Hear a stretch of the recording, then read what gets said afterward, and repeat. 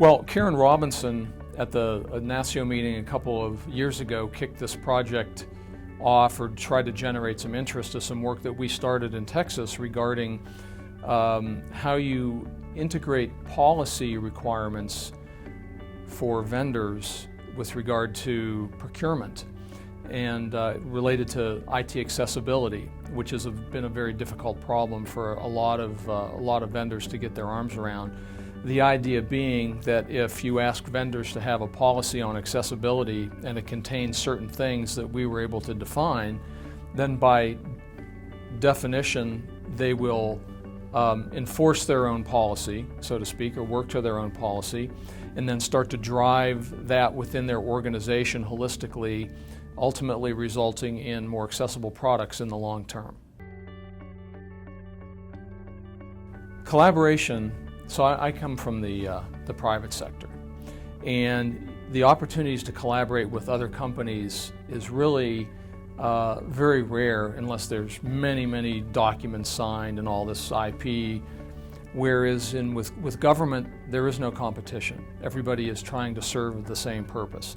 And so I think there's a lot of opportunity, and that's one of the reasons why we were able to do one of these policy initiatives with multiple states, get them all engaged, come to a common set of criteria, because you don't want one state doing it one way, another state doing it slightly differently, and then the vendors going crazy trying to, meet all these different requirements that are just a little bit different, but different enough to be problematic.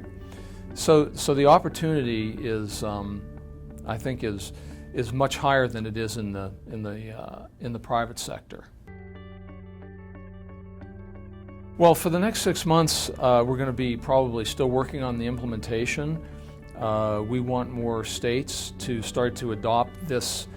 It's called policy-driven adoption for accessibility. We'd like more states to start to integrate that criteria into their procurement programs when working with vendors. That's the ultimate goal, being that the more states that do it, the more attention it's going to get. Vendors are going to want to be more motivated to start to implement that.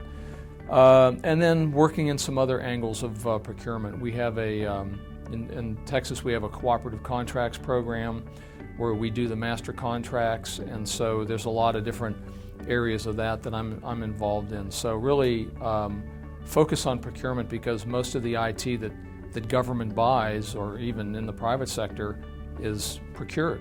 I mean, they don't build a lot of their own products, they buy them. So it behooves everybody to make them accessible so that they're compliant with the laws and regulations.